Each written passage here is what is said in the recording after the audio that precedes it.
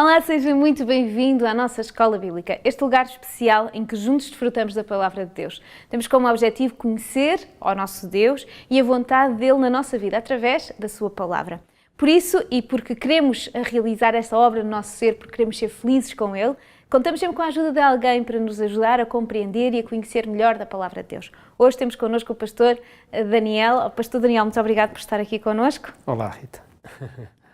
E com a ajuda do pastor Daniel vamos já desenvolver a vontade de Deus para a nossa vida, desenvolver este tema. Hoje, como na anterior e durante as próximas aulas bíblicas, vamos falar sobre o livro de Atos. O livro de Atos é um livro em que o Senhor nos ajuda a conhecer a vontade dele, depois de Jesus ter sido elevado aos céus, aquilo que ele deseja que nós, como os seus seguidores, façamos, aquilo que realizemos na nossa vida, como nos comportarmos e qual a nossa missão. Então é com a ajuda dele que vamos já começar com um bocadinho deste tema.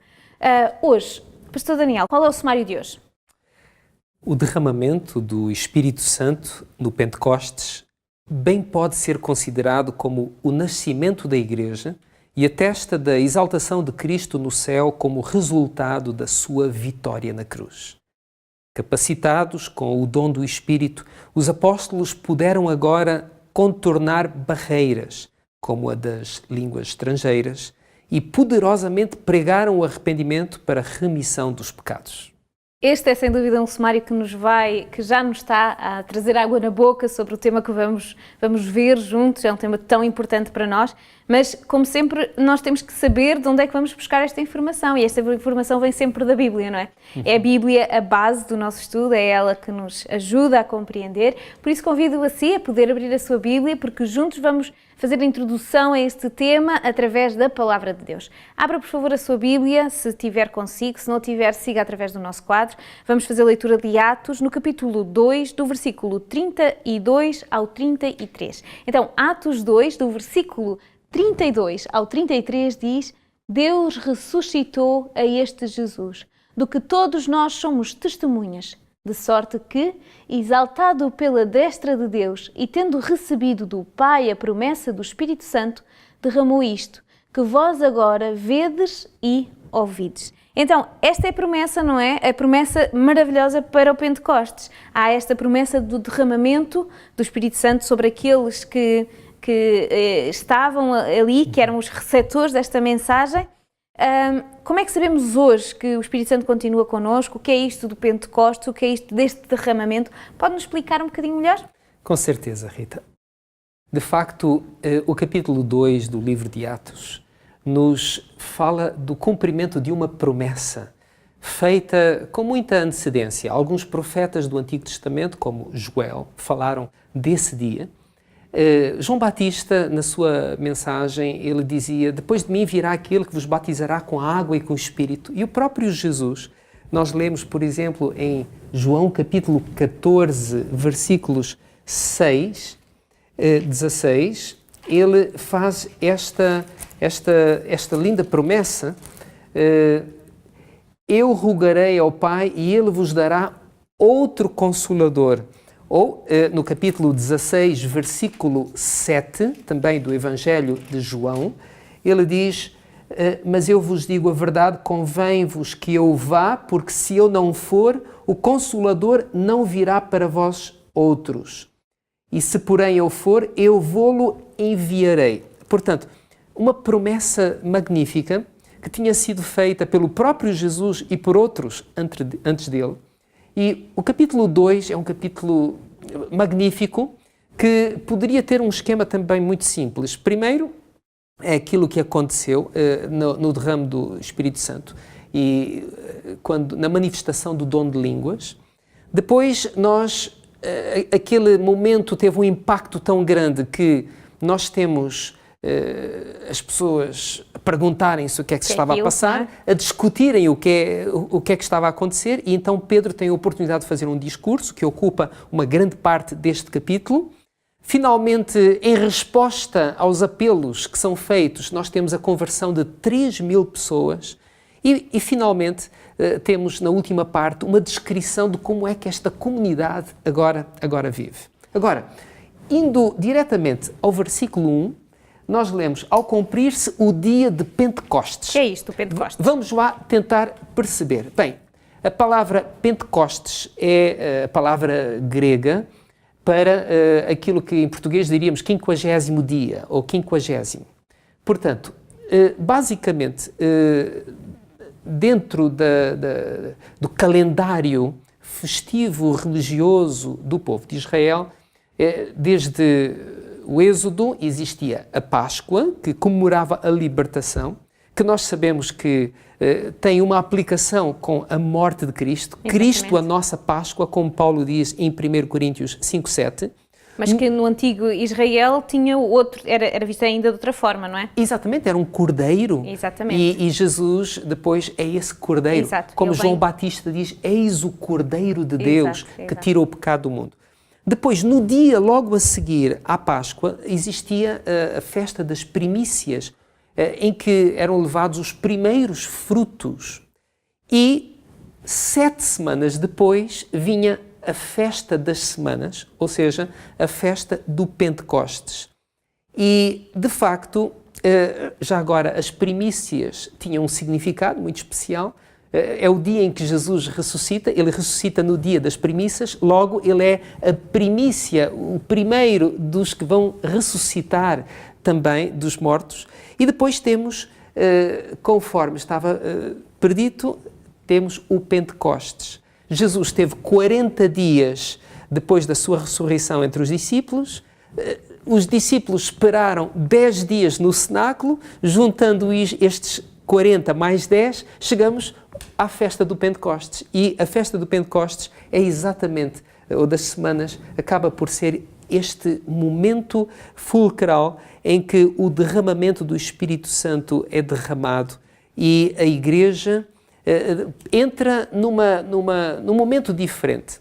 Agora, a pergunta que também fizeste, Rita, que é uma pergunta muito importante, como é que nós podemos saber quando o Espírito Santo está-se a manifestar, quando é genuíno? Exatamente, porque nós sabemos que aconteceram coisas, mas como é que podemos identificar quando é que isso é da parte de Deus, ou como é que podemos dizer aquilo? Porque as pessoas à volta que estavam a assistir tiveram essa dúvida. Exatamente. Eles perguntaram, será que eles estão embriagados? Qual é a razão? Como é que nós conseguimos identificar?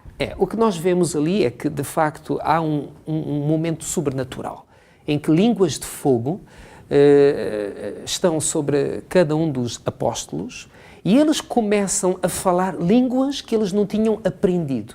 O texto nos diz, sabe que esta terceira festa era aquela que concentrava mais pessoas, porque tanto as da primavera como as do outono, do início da primavera como do outono, com as intempéries, não havia muitas pessoas, mas ali, na altura do Pentecostes, sim, acorriam muitas pessoas. E ali estavam pessoas, o texto diz, no versículo 8 em diante, que haviam pessoas que eram elamitas, medos, da Mesopotâmia, da Capadócia, da Ásia, do Egito, Líbia, até da Líbia, não é? Portanto, havia muitas pessoas que dominavam outras línguas. E agora, cada um dos apóstolos falava de maneira que todas estas pessoas podiam compreender na sua própria língua. Então, temos aqui um sinal, um prodígio, se quisermos. E, de facto, nós notamos que Deus tem este modus operandi. Quando Ele quis tirar o povo de Israel do Egito, Ele manifestou-se com sinais e prodígios. Exatamente. Não é? Aqui, novamente, o faz no estabelecimento da sua igreja. Ele utiliza sinais e prodígios. Agora, estes sinais e prodígios não são a única forma de Deus atuar, nem são a forma como Ele atua sempre.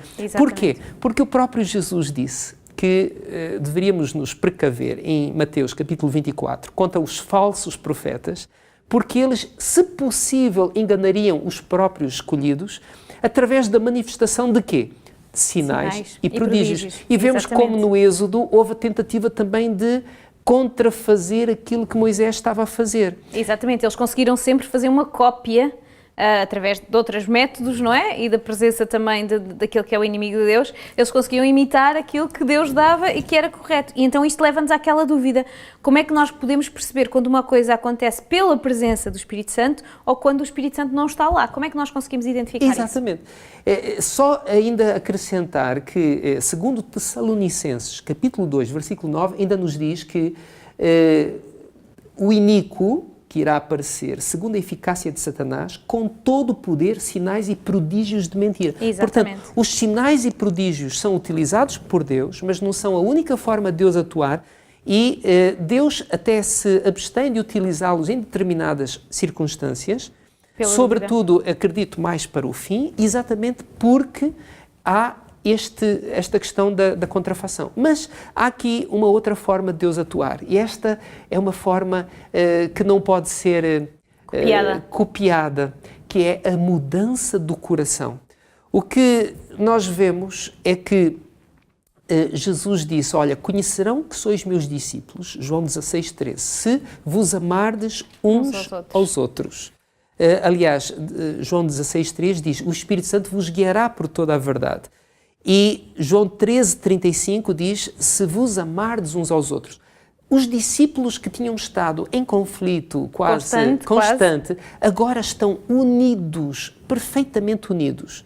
E o que Jesus fez, através do derramamento do Espírito Santo por eles, pode fazer por nós também. E uma das manifestações incontestáveis da presença do Espírito Santo é aquilo que nós chamamos do fruto do Espírito, que nós encontramos em Gálatas capítulo 5, que é a transformação do caráter. O fruto do Espírito é amor, alegria, paz, longanimidade, benignidade, bondade, fidelidade, mansidão, domínio próprio. Então, quando o Espírito Santo está a atuar na minha vida, na vida de uma pessoa, há uma transformação de caráter. Exato, mas nós vemos isto, compreendemos que não é só uma questão de prodígios, também é uma questão de coração, mas há aqui um assunto que é muito interessante e que é muito falado hoje e é muito conhecido, que tem a ver com o dom de línguas, não é? Sabemos que eles falaram aquelas línguas e a partir daí existiu ou começou a ser reconhecido pela Igreja primitiva a existência de dom de línguas, mas aquilo aconteceu naquela altura, será que ainda acontece hoje? Mas, acima de tudo, o que é isso do dom de línguas? Porque existe muita confusão e hoje em dia não somos unânimes no reconhecimento do que é isto do dom de línguas. Pode-nos explicar um bocadinho melhor, por favor? Sim, Rita. Com a Torre de Babel e a separação da humanidade em línguas diferentes, a pregação do Evangelho seria um grande desafio. Exato. E, no fundo, o Pentecostes foi a antítese daquilo que aconteceu na Torre de Babel. Agora, nas 3 vezes em que o dom de línguas é mencionado ao longo do livro de Atos, é sempre na presença de pessoas de outra língua. Exato. Portanto, estamos a falar de línguas estrangeiras. Foi a forma como Deus capacitou os apóstolos e os primeiros crentes a transmitir o Evangelho para pessoas de outra língua. Agora, este dom tornou-se muito popular e até desejado. E o que acontece é que depois, na igreja de Corinto, algum tempo mais tarde, uma igreja que apresentava algumas dificuldades, alguns problemas, ali alguns ciúmes, algumas obras da carne, começa a haver alguma dificuldade em relação à questão do dom de línguas. E então, compreendo, sobretudo a partir do capítulo 14, que ali já não havia apenas o genuíno, mas também uma imitação desse dom. E por isso Paulo vai ter que estabelecer regras sobre como é que o dom de línguas deve e pode ser utilizado na igreja. Ele, nomeadamente, diz, nunca sem interpretação. Ou seja, se alguém falar em línguas e ninguém estiver a entender, isto é o oposto daquilo que o dom de línguas pretendia. Ele até diz que as pessoas devem calar-se. Exatamente. Ele diz... Se não há compreensão, as pessoas devem estar, nomeadamente, caladas. E ele usa a figura de linguagem da flauta e de outros instrumentos. Se começarmos a tocar notas diferentes não faz sentido. É desagradável. Exatamente. Portanto, se Paulo sente a necessidade e sente a legitimidade para regular a utilização do dom de línguas, é porque aqui já estamos a falar de uma falsificação. Ok. Ela deve ser usada quando alguém precisa de saber, e no momento certo e não de forma incorreta. Mas depois temos esta pergunta que é muito importante. Nós sabemos o que é que aconteceu no Pentecostes na Terra, mas o que é que acontece no Pentecostes no céu? Bem, o versículo 33 do capítulo 2 é sem dúvida fantástico, porque diz que Jesus foi exaltado à destra de Deus, tendo recebido do Pai a promessa do Espírito Santo, derramou isto que vedes e ouvides. Então, aquilo que aconteceu de fantástico no momento do Pentecostes foi, na realidade, o reflexo do que tinha acontecido no céu. E o que aconteceu no céu é que Jesus foi exaltado. Se ele foi exaltado é porque o seu sacrifício em nosso favor foi aceito. A sua justiça, a sua vida justa foi aceita no nosso lugar. E é isto que nos deveria encher de confiança e ânimo. Temos o Pentecostes, temos esta grande mensagem, mas nós olhamos para o Pentecostes, vemos muitas mensagens, mas qual é o grande sumo, a grande mensagem que o Pentecostes nos traz? Bem, sem dúvida, a nossa necessidade do Espírito Santo. Quando em Lucas 11 os discípulos pedem a Jesus que os ensine a orar, ele vai contar algumas pequeninas histórias, vai ensinar a oração do Pai Nosso, conforme nós a conhecemos, mas finalmente ele vai dizer que devemos pedir e dar-se-vos-á, buscai. E ele vai nos dizer quanto mais não nos dará Deus o Espírito Santo. A nossa grande necessidade é do Espírito Santo. Sem o Espírito Santo, o cristianismo, a nossa vida religiosa é árida. Muitos de nós lutamos com lutas, com o pecado, com as nossas fraquezas. Eu imagino que podem estar a ouvir jovens que lutam com pensamentos impuros, ou talvez jovens senhoras que lutam para controlar a sua língua, ou quem sabe hábitos que nós queremos muito mudar. Nada disso é possível a menos que a ação do Espírito Santo. É Ele que nos santifica, é Ele que nos torna participantes da natureza divina. Portanto, mais do que qualquer coisa, nós precisamos do Espírito Santo. E esta é a grande mensagem. Nós somos extremamente ricos. Faz-me lembrar a história de uma senhora que viveu 30 anos depois da morte do marido em grande pobreza. Até a luz lhe foi cortada. Ela não tinha qualquer mantimento. Vivia sozinha, mal vestida, sem uma visita. A amiga foi visitar e disponibilizou-se a ajudá-la a arrumar um pouco. E nessa ajuda ela encontrou uma carta dentro de uma pasta do marido a dizer: olha, eu estou com cancro, mas eu quero que nada te falte. Quando leres esta carta, vai ao banco. Existe no banco uma conta, existe um cofre. Ela foi lá e descobriu cerca de 1 milhão de euros. E ela tinha vivido 30 anos numa grande pobreza. A provisão de Cristo para a sua igreja, para cada um de nós, é o Espírito Santo. Nós não precisamos de viver como pedintes. Não precisamos de viver como falhados e derrotados. Jesus nos deu o dom mais precioso, que é o Espírito Santo. Esta é a grande mensagem do livro de Atos e do capítulo 2. Nem dá vontade de falar, porque esta é uma promessa que dá vontade de já fechar os olhos e pedir: Senhor, derrama sobre nós o Teu Espírito. Mas esta grande mensagem tem que ser tirada a nível pessoal. Nós temos que olhar e temos que aprender fazendo. Como é que nós podemos aprender fazendo?